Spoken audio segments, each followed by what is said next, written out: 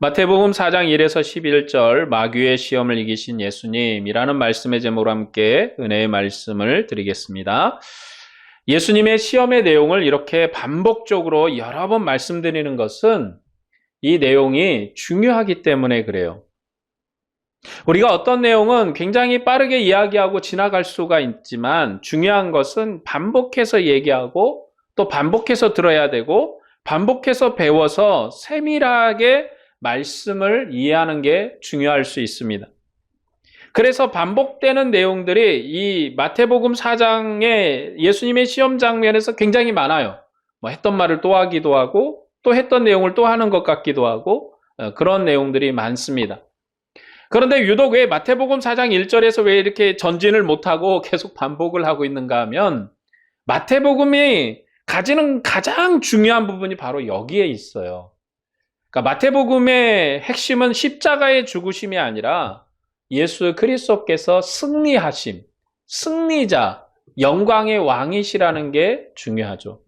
이 마태복음의 서두에서 이 예수 그리스도의 십자가의 사건보다 예수님께서 시험을 받으신 이 사건이 중요하다라고 말씀을 드리는 것은 예수님은 그의 사역의 초반부터 사단의 권세를 이기신 분, 사단의 권세를 이기셔서 승리하신 분, 이것을 마태복음이 굉장히 강조를 합니다. 그래서 이 마태복음의 서두에서 먼저 마태복음 4장 1에서 11절 말씀을 여러 번 또 소밀하게 또 세밀하게 말씀을 드리는 것을 여러분이 이해하시고 또 이 말씀을 들을 때 천천히 간다는 게 중요한 게 아니라 반복해서 우리가 이야기함으로써 주님의 말씀을 우리가 더 깊이 알고 사실은 마태복음의 모든 서두가 그리고 진행이 여기에 근본을 두고 있어요.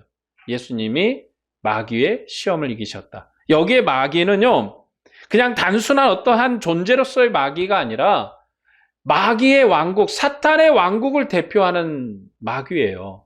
그리고 예수님은 단순히 어떤 하나님의 아들로서의 하나님의 아들이 아니라 하나님의 나라 전체를 대표하는 하나님의 아들이세요. 왜냐하면 마태복음 3장에서 예수님께서 세례를 받으시고 하나님의 나라의 왕국의 왕으로 하나님의 나라의 아들로서 임명이 되셨기 때문에 모든 정권을 가지신 분이세요. 그러니까 왕과 왕대의 전쟁에서 승리했다. 그러면 이제 이 전쟁은 끝난 전쟁이에요. 이미 왕이 승리했기 때문에. 그리고 이제 마태복음 이후에 예수님의 사역은 승리한 왕으로서의 사역을 진행합니다. 그러니까 예수님의 십자가의 죽음까지도 마태복음에서는 슬픈 내용이 아니에요. 승리한 자의 마지막 승리의 결말이다라고 말할 수 있을 정도로 그런 내용으로 전개가 되는 거예요. 그렇기 때문에 반복되는 내용이 있다 해서 우리가 왜 이렇게 반복할까라고 생각할 것이 아니라 진정 이 내용을 통해서 우리가 하나님의 은혜를 깨닫고 주의 나라의 영광을 더욱더 소망하기를 원합니다. 하나님께서 하늘을 여시고 예수님께 성령을 보내셔서 그를 종말에 하나님의 모든 의를 이루는 천국의 왕으로 하나님의 아들로 임명하셨습니다. 하나님께서는 그의 영을 그의 종들에게 주셔서 하나님의 일을 하게 하셔요. 하나님의 영으로 일하는 하나님의 종들은 그를 보내신 하나님의 대리자입니다. 그래서 하나님은 성령을 아들에게 보냈고 하나님의 나라 왕으로 취임케 했어요.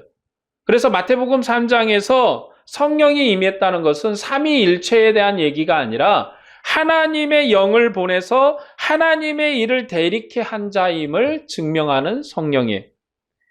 그러나 그는 이전 왕처럼 대리왕이 아니에요.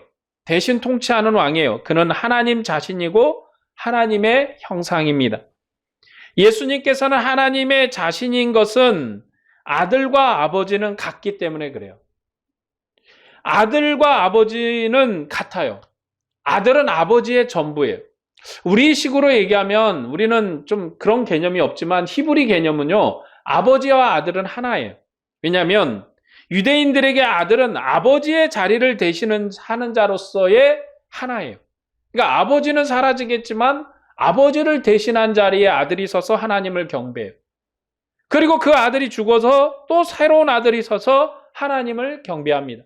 그렇게 아들과 아들로 이어지는 그 관계 속에서 하나님의 언약이 영원한 거예요.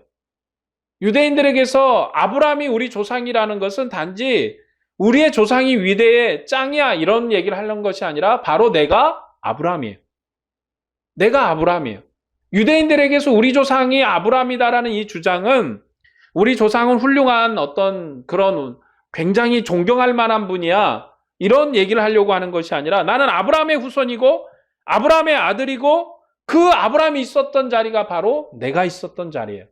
왜냐하면 하나님이 아브라함에게 언약을 하셨고 그 아브라함의 언약이 그의 후손들에게 상속이 됐고 그의 후손이 나기 때문에 내가 바로 아브라함이에요. 내가 아브라함이에요. 아브라함에게 주신 언약이 나에게 주신 언약이에요. 그냥 어떤 조상에게 주신 언약을 우리가 알고 있다 수준이 아니라 아브라함의 언약을 내가 상속한 거예요. 그래서 유대인들에게 아버지와 아들은 같아요. 내가 하나님의 아들이다 라고 예수님이 주장한 것은 유대인들에게 굉장히 놀라운 일이었던 거예요. 왜요? 내가 하나님이다 라고 주장한 것과 같기 때문에. 히브리적 사고로 아버지와 아들은 같은 거예요. 왜냐하면 아버지의 자리를 대신해서 아들이 거기에서 제사장으로 섬길 것이고 아들을 대신해서 이 왕의 자리에서 아들이 섬길 거예요. 이스라엘 백성의 언약 백성 아브라함의 후손으로서 아들이 그 아브라함이 섬겼던 그 자리에서 하나님을 섬길 거예요. 그렇기 때문에 아버지의 자리는 영원한 것이고 아버지의 경배는 영원한 거예요. 이처럼 예수님이 내가 하나님의 아들이다 하신 것은 하나님 자신이 직접 그의 나라를 통치하는 것이고 하나님의 영광이 아들에게 있는 거예요. 아들과 아버지는 같기 때문에. 예수님께서는 성령에 이끌려서 시험하는 마귀를 물리치러 광야로 가셨어요. 예수님을 광야로 이끌어서 시험하는 자인 마귀를 물리치게 하신 성령은 하늘을 여시고 하나님의 통치를 대행하는 하나님이 임명한 하나님의 영입니다. 그리고 이제 예수님의 이 성령에 이끌려서 시험받는 이 장면을 각 복음서는 강조점에 따라서 다르게 기록을 하고 있어요. 누가복음은 성령의 충만함을 입은 예수님께서 40일 동안 내내 성령에 이끌려서 마귀에게 시험을 받았다 설명을 해요. 그러니까 누가복음에서 예수님의 시험은 40일 금식 기간 중에 있었다. 그러니까 40일 금식 기간 중에 있었다. 누가복음은 성령의 이끌림을 받은 예수님의 시험을 성령이 충만한 의인의 시험으로 강조하기 때문에 의인은 계속해서 시험 받는 거예요. 그러니까 의인이 시험이 끝나면 그건 의인이 아니에요. 의인의 시험은 죽음으로 끝나는 거기 때문에 계속적인 시험을 강조해요. 그리고 예수님께서 시험을 받으신 40일은 구약 광야가 배경이에요. 누가복음은요. 구약 광야가 배경이다. 근데 마태복음은요. 하나님의 아들로 임명되신 예수님께서 성령에 이끌려서 마귀에게 시험을 받으러 광야로 갔는데 40일 마지막 날에 그러니까 40일이 끝난 날에 시험하는 자가 예수님 앞에 나와서 시험을 했다. 설명을 해요. 그러니까 누가복음은 40일 중에 그러니까 40일 중에 시험이 있었다. 그러나 마태복음은 40일이 끝난 다음에 시험이 있었다. 이건 뭐가 맞는 거예요? 40일 중일까요? 40일이 끝나는 걸까요? 여러분 이건 중요치 않아요. 왜냐하면 누가복음은 40일 중에 있었다고 설명을 하고 마태복음은 40일이 끝난 다음에 있었다고 설명을 해요. 그러나 중요한 건 이것을 한 번도 누구도 목격한 사람이 없어요. 오직 예수님만 아시는 거예요. 그렇죠? 그러나 복음서는 예수님의 증언을 받아서 그것을 설명하는 과정 속에 예수님을 어떤 분으로 설명할까? 그 핵심에 따라서 40일이 끝난 다음에 있었다고 하기도 하고 40일 중에 있었다고도 하는데 중요한 건 시험이 있었다. 시험이 있었는데 마태복음은 41일이 끝난 다음에 있었고 누가복음은 40일 중에 계속됐고 그 시험은 계속되는 시험이다. 마귀의 시험은 예수님이 죽을 때까지도 계속적으로 도전하고 계속되는 시험이라는 것이 강조점이에요. 그래서 마태복음은 왕의 시험을 강조하면서 42일 마지막 날 시험자의 갑작스런 등장과 시험을 강조해요. 자, 마태복음이 어떤 시험을 강조했습니까? 왕의 시험이에요. 왕의 시험. 이걸 꼭 기억해야 돼요. 왕의 시험이었다. 마태복음의 시험이 왕의 시험이라는 것은 그 시험의 배경이 다윗 왕의 시험이 배경이 돼요. 자, 다윗 왕이 시험 받았던 그 내용이 배경이 되는데 하나님의 대리왕인 다윗 왕이 40년 통치 마지막에 무엇을 했냐면 인구조사를 했어요. 인구조사. 가장 다윗 인생의 최대의 실수, 인구조사였습니다. 그 일로 하나님께서 그를 징계했는데 이 다윗 왕이 하나님 대적하는 사단의 시험을 받은 것이라고 설명을 하고 있는 거예요. 다윗은 하나님의 나라의 첫 번째 왕이었죠. 그리고 그는 시험을 받았고 실패했다. 여러분, 다윗 왕이 첫 번째 왕이 아니라 사실은 사울이 첫 번째 왕이잖아요. 근데 제가 다윗 왕이 첫 번째 왕이라고 말씀을 드렸습니다. 왜 다윗 왕이 첫 번째 왕인가? 다윗보다 앞선 왕이 사울이 있었는데 그는 하나님의 왕권에 온전히 복종하지 않았기 때문에 폐위된 왕이에요. 여러분, 폐위된 왕은 왕으로 인정되지 않은 거예요. 우리나라 역사에도 광해군이라든지 연산군이라든지 분명히 왕이었어요. 그렇죠? 그러나 폐위된 다음에는 그 왕을 왕으로 인정하지 않아요. 그런 것처럼 하나님의 나라에서 다윗이 첫 번째 왕이에요. 왜냐하면 사울은 하나님의 왕권을 인정하지 않다가 폐위됐어요. 폐위됐기 때문에 온전한 왕이 아니고 하나님이 버린 왕이어서 이스라엘의 첫 번째 왕이 아닙니다. 처음 임명한 왕일 뿐이죠. 처음 임명한 왕이지 온전하게 하나님의 나라의 첫 번째 왕은 아닌 거예요. 하나님의 왕권에 온전히 복종한 다윗은 하나님의 뜻에 맞는 왕이었어요. 그래서 하나님은 다윗에게 하나님의 나라인 이스라엘을 위임했습니다.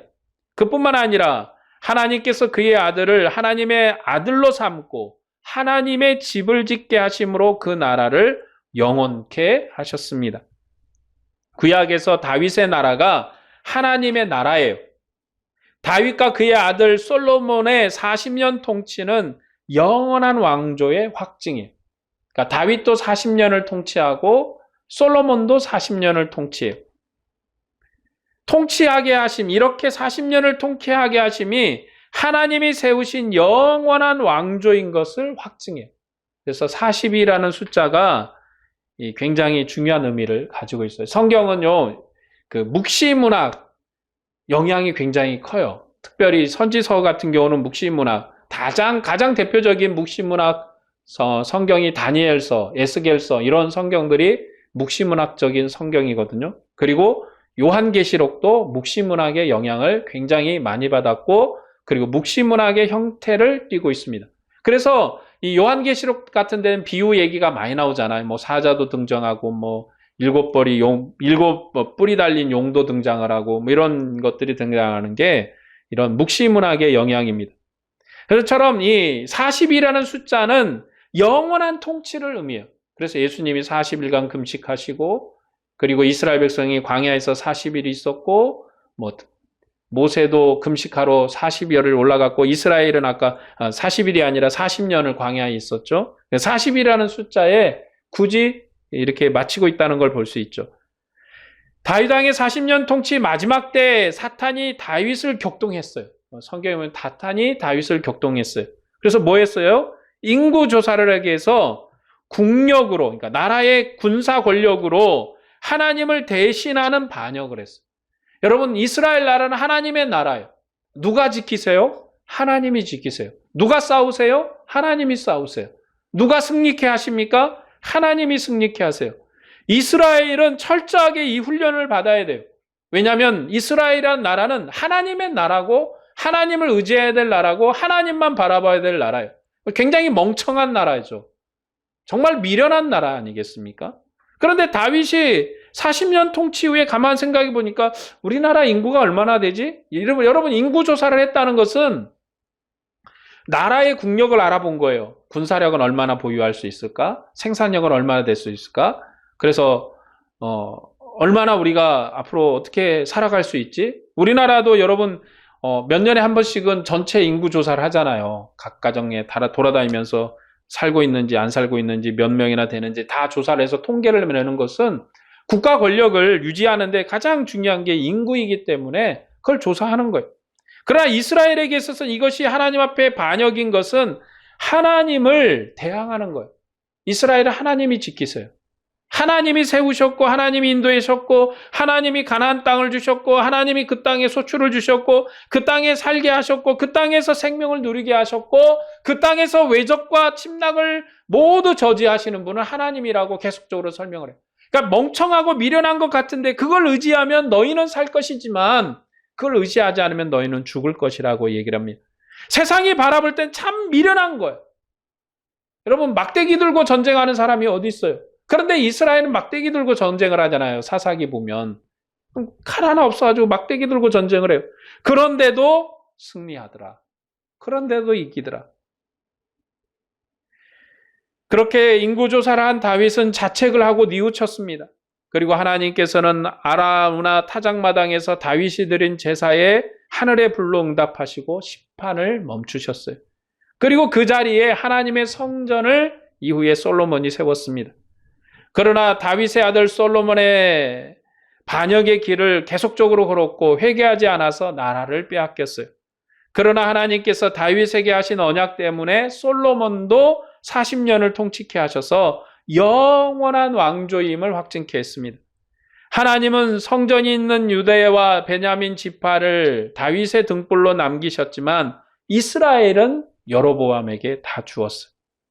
그러나 유다와 이스라엘의 왕들도 이방 나라 연합하여 반역의 길을 걸었으며 마침내 그 나라를 잃었고 성소도 불이 탔어요.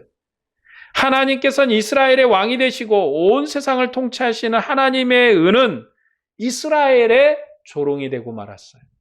이것이 이스라엘이 처한 현실이에요. 왜 이스라엘이 계속적으로 이방의 압제를 받는가? 하나님의 이름이 세상의 조롱거리가 되었기 때문에 그렇게 돼요.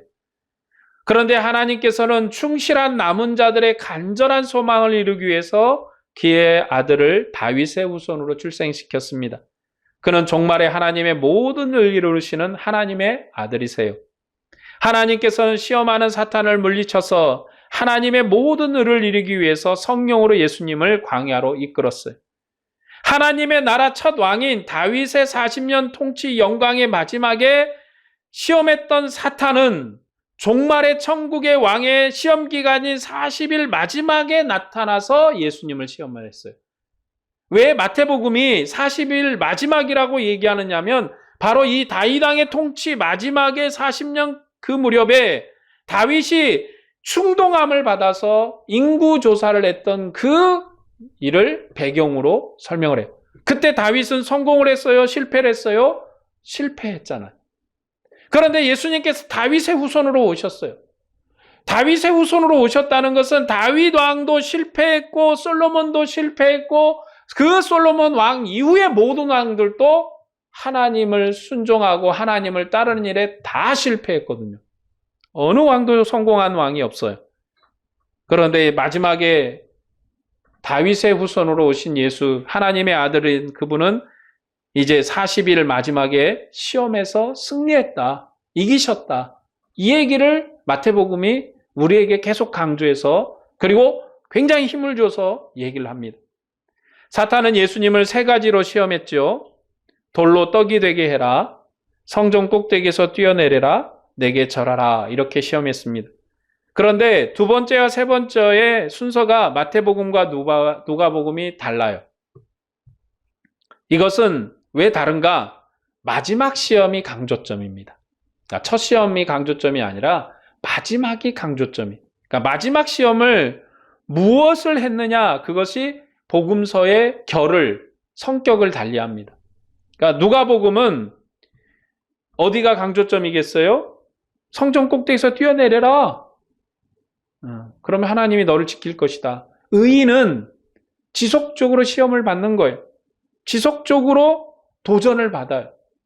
사람들이 그러잖아요. 우리에게도 그런 질문을 하지 않습니까? 야, 하나님이 계시다면 예수 믿는데 왜 이렇게 어려움을 당해? 왜 고난을 당해? 여러분, 누가복음을 보세요. 예수님도 반복적으로 고난을 당하셨다. 우리도 그를 따르기 때문에 고난을 당하는 거예요. 그런데 마태복음은 마지막 내게 절하라, 이게 마지막 시험. 분명히 왕이신데 사탄에게 절하지 아니하고 승리하신 왕이시다. 그는 이기신 왕이시지 그냥 단번에 자르신 왕이시지 그런 왕이란 사실을 강조합니다.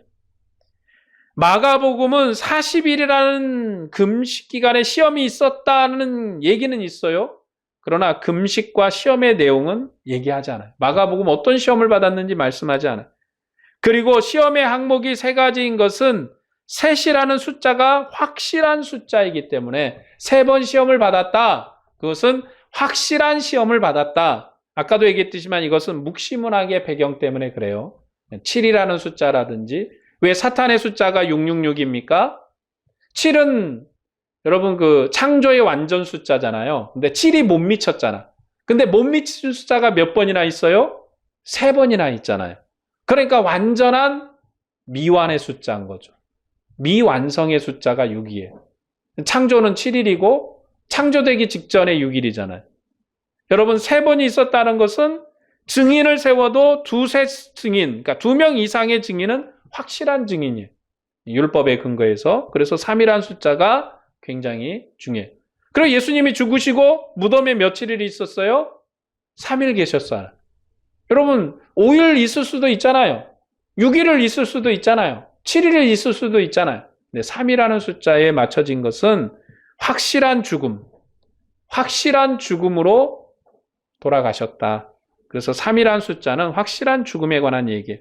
그러니까 666이라는 이 숫자가 여러분 어디에 찍히느냐, 바코드에 찍히냐 이런 개념이 아니라 인간이고 인간이고 인간이다 이런 말이에요. 6이라는 숫자가 히브리어로 사람이라는 숫자입니다. 사람이고 사람이고 사람이다. 그러나 7은 하나님의 숫자잖아요.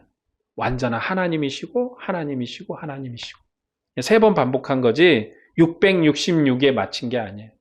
660이라는 숫자에 강조점이 있는 게 아니라 미완하다. 완전하지 않다. 사람이다. 왜냐하면 사람이 행하는 것의 불완전성을 얘기하는 겁니다. 자, 마귀가 예수님을 시험하면서 내가 하나님의 아들이면 이런 일을 하라고 시험을 해요. 내가 하나님의 아들이냐? 이런 일을 해라. 마태복음에서 마귀가 예수님을 시험하는 것은 하나님의 아들로서의 직무 수행을 시험하는 거예요. 하나님의 나라 왕으로서의 직무에 대한 도전이에요. 그러니까 어떤 개인에 대한 도전이 아닙니다. 그러니까 우리가 신앙생활 하면서 여러 사탄과 마귀로부터 도전을 받는 건 우리 개인의 신앙의 훈련과 연단과 교회로서 도전을 받는 거라면 예수님은 마귀에게 시험을 받으시는데 하나님의 나라 왕으로 직무적 수행으로 도전을 받으시는 거예요. 그러니까 예수님이 지금 이제 이후에 하시는 모든 일들은 예수님의 개인의 마음에 따라서 일하시는 게 아니고 하나님의 나라 왕의 직무로서 일하시는 거예요. 나라 왕으로서 일하심으로써 그 일을 행해 가시는 거예요. 마귀의 첫 번째 시험은 내가 하나님의 아들이거든 명하여 이 돌들로 떡덩이가 되게 하라라는 것이었습니다. 예수님은 기록되었으되 사람이 떡으로만 살 것이 아니요 하나님의 입으로부터 나오는 모든 말씀으로 살 것이라고 응수하셨어요. 예수님께서 마귀의 시험에 인용하신 말씀은 신명기 8장 3절의 말씀이에요. 신명기 8장 3절이에요. 신명기 8장 3절 말씀을 제가 읽어드릴게요. 너를 낮추시며 너를 줄이게 하시며 또 너도 알지 못하며 내 조상들도 알지 못하던 만나를 내게 먹이신 것은 사람이 떡으로만 사는 것이 아니요 여호와의 입에서 나오는 모든 말씀으로 사는 줄을 내게 알게 하려 하심이라. 자, 신명기는 가나안 땅을 하나님의 나라로 경영케 하는 율법의 말씀이에요. 여러분, 율법도요. 출애굽기의 율법이 있고 신명기의 율법이 있어요. 우리는 하나님의 율법 그러면 하나로 생각하지만 이스라엘 백성에게 율법은 신명기 율법이 율법이에요. 그럼 출애굽기 율법은 뭐예요? 광야 백성에게 주었잖아요. 근데 광야 백성이 어떻게 됐어요? 40년 동안 다 죽고 가나안에 들어갈 때는 갈렙과 여호수아만 살았다. 이스라엘 출애굽했던 광야로 나왔던 백성은 다 죽고 이제 광야에서 태어난 사람들만 들어간 거예요. 가나안 땅에. 성경의 기록이 그렇습니다. 그러면 이제 그들은 하나님 앞에 세워진 새로운 백성이에요. 새 백성이에요. 과거를 알지 못하는 백성. 애굽의 노예 생활을 추억으로 하는 백성이에요. 경험하지 않은 백성. 이제 그들에게 하나님께서 모세를 세우셔서 새로운 언약, 새로운 율법을 갱신케 하십니다. 율법이 갱신됐어요. 그래서 십계명도요, 출애굽기 10계명과 그리고 신명기 10계명이 달라요. 안식 부분에서 다릅니다. 한 부분 안식 제3계명이 안식계명인데 그 안식계명이 달라요, 내용이. 그러면 여러분, 하나님의 율법이 왜 바뀌었을까? 하나님은 그 시대에 맞는, 그 시대의 발전으로 일하시는 하나님이세요. 시대의 발전으로. 그럼 예수님이 우리에게 오셔서 새로운 언약을 주시잖아요. 이제 우리가 출애굽한 백성으로 사는 것도 아니고 가나안에 정착한 백성으로 사는 것도 아니고, 우리는 이제 하늘 영광의 예수 그리스도의 자녀로 새로운 백성으로 사니까 이 새로운 백성에게 새 법을 주셔요. 그래서 우리가 주님으로부터 받은 법이 다른 거예요. 하나님께서는 가나안 땅의 신들과 그 백성을 멸하시고 이스라엘에게 신명기 율법을 주셔서 그 땅을 하나님의 나라로 경영케 하실 거예요. 그래서 새로운 신명기, 새로운 법을 주셨다. 새로운 법을 주셨다는 거예요. 하나님께서 이스라엘을 광야에서 40년을 하늘 만나로 먹이셔서 사람이 떡으로만 사는 것이 아니라 하나님의 입에서 나오는 말씀으로 사는 줄을 알게 하는 연단을 주셨어요. 여러분, 이거는요, 그냥 상상 속에 아는 얘기가 아니라 이스라엘 백성, 지금 가나안을 들어가는 이스라엘 백성은 응애 하고 태어나면서부터 만나를 먹은 거예요. 이게 뭐지? 여러분, 애굽에서 먹었던 마늘이나 파를 추억하고 아는 백성은 다 죽고, 그 백성은 다 죽고 이제 광야에서 만나만 먹은 백성이 산 거예요. 그러면서 그들에게 얘기합니다. 야, 너희가 어떻게 살았느냐? 광야에서 하늘 만나를 먹으면서 살았어. 그러니까 사람이 떡으로만 사는 게 아니야. 하나님의 입에서 나오는 말씀으로 사는 거야. 너희가 가나안에 들어갈 거야. 들어가면 이제 너희가 새 것을 먹을 거야. 가나안의 소출로 배도 먹고 무화과도 먹고 사과도 먹고 포도도 먹고 맛있는 걸 먹을 텐데, 그 맛있는 걸 먹을 때 너희가 잊어서는 안 돼. 가나안의 이야기를. 여러분, 가나안에 들어가서 이 광야에 있었던 이야기를 잊으면 안 돼. 너희들이 그 가나안 소출, 가나안의 식물로 사는 게 아니야. 하나님의 약속, 하나님의 언약으로 사는 거야. 하나님께서 이스라엘 연단하신 것은 가나안 땅의 풍성함을 누리게 될 때 스스로의 힘으로 그것을 얻은 것처럼 교만하여 하나님을 배반하고 가나안 백성처럼 그 땅의 신을 섬기다가 멸망할 것을 염려했어요. 여러분, 만나만 먹고 살았는데 가나안 땅에 가서 자기가 농사를 졌어요.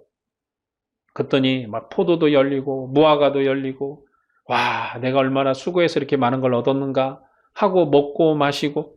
여러분, 이스라엘 백성은요, 많이 거둔 자나 적게 거둔 자나 부족하거나 남지 않았어요. 자, 이렇게 되면 가나안 땅에 들어가기 전까지는 이스라엘은 공평하게 살았다고요. 많이 거둬도 부족하지 않고, 여러분, 많이 거둬도 남는 게 없어요.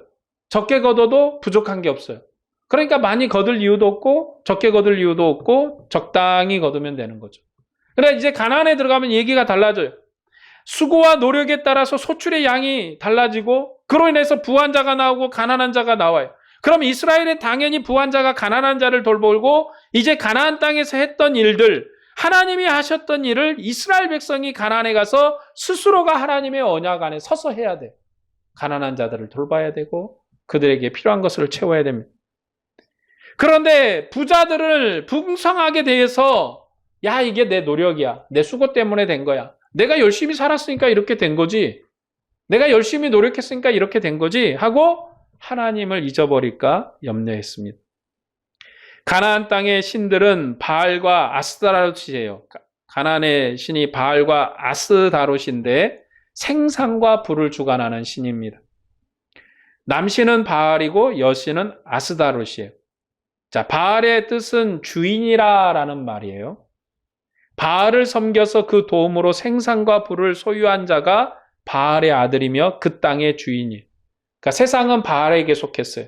그래서 하나님은 바알과 그 나라 백성을 멸하셨습니다. 왜냐하면 하나님께서 가나안 땅의 주인이시기 때문에 그래요. 오늘 우리의 주인은 하나님이시고 우리의 생명도 하나님께 있어요. 하나님은 가나안 땅과 부요함을 이스라엘의 기업으로 주셨어요. 이스라엘이 스스로 힘으로 그 모든 것을 얻은 것처럼 교만하여 이전에 있던 그 땅의 신을 섬기면 바알의 왕국이 되는 것이고 결국은 멸망할 거예요. 그래서 이스라엘 백성을 광야에서 하늘 만나로 먹이시는 연단을 먼저 하신 거예요.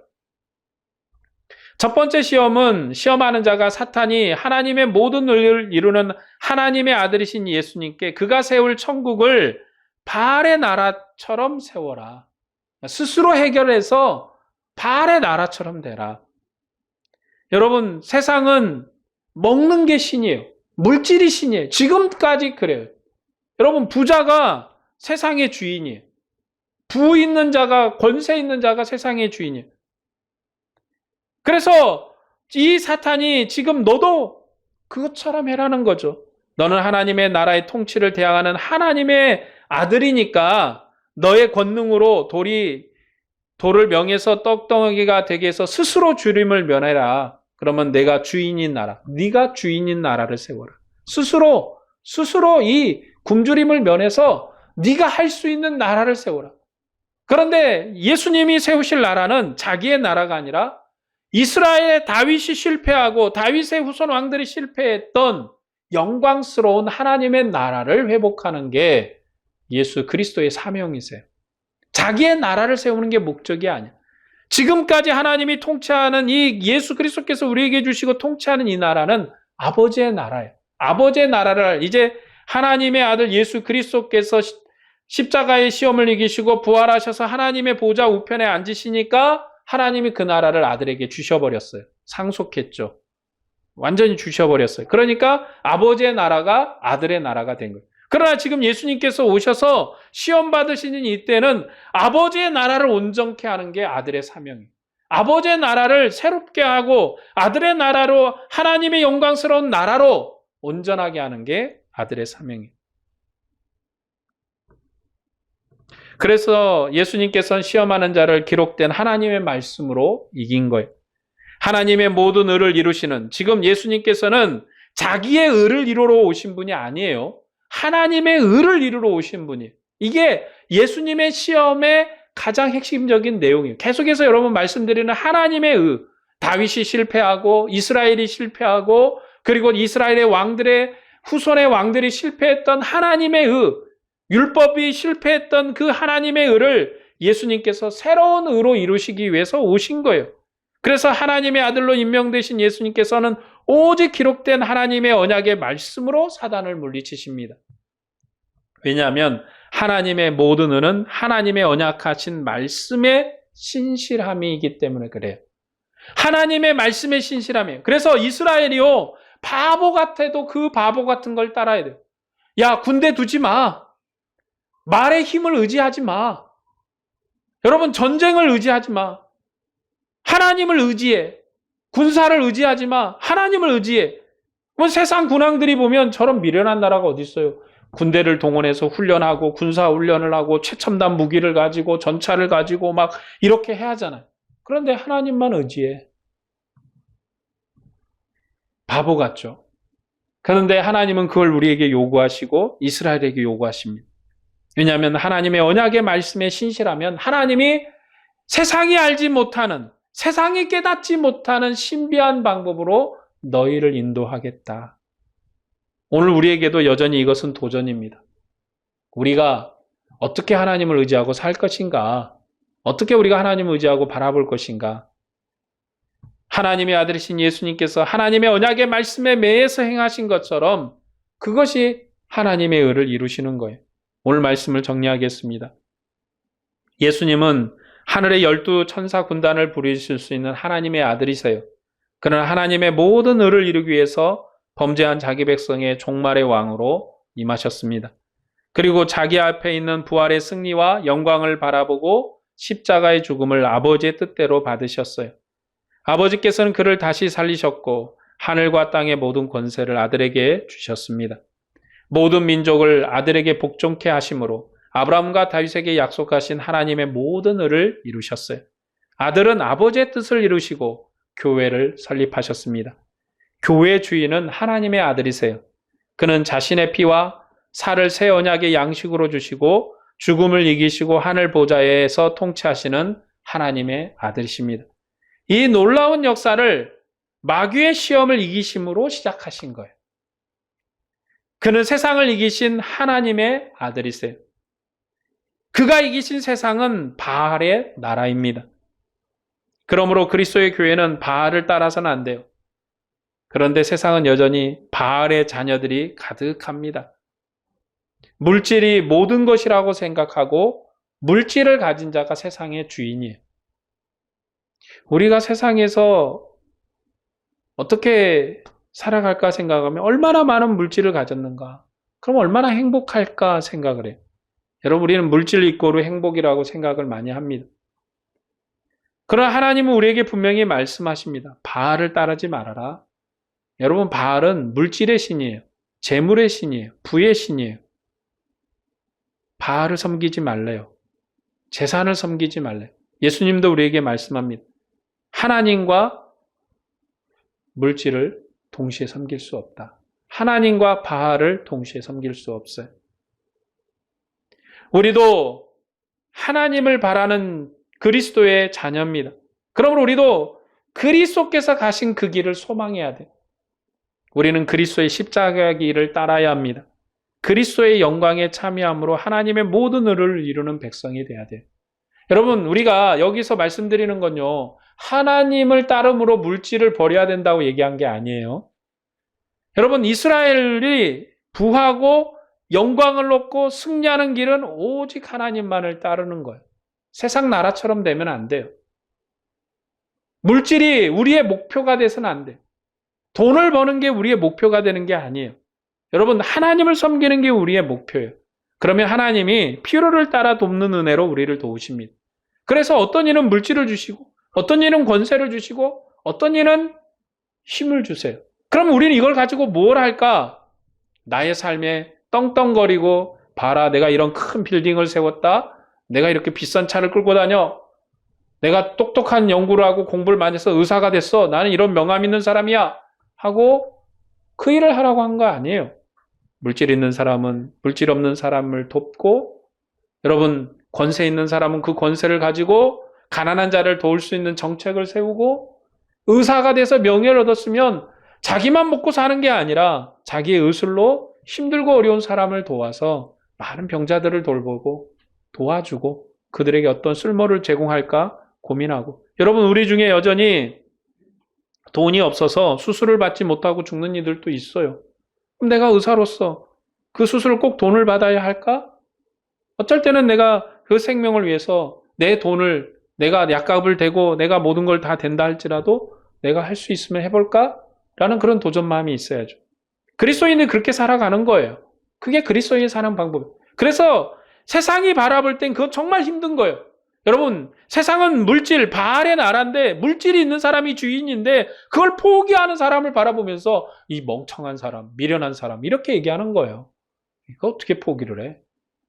아들한테 다 물려주고 대대손손 잘 살아야지. 그런데 우리는 그렇게 사는 백성이 아닙니다. 오늘 또 주님을 사랑하고 하나님의 백성으로서 십자가의 길을 따르기를 소망하는 여러분에게 주님의 은혜와 평강이 충만하기를 축복합니다. 기도하겠습니다.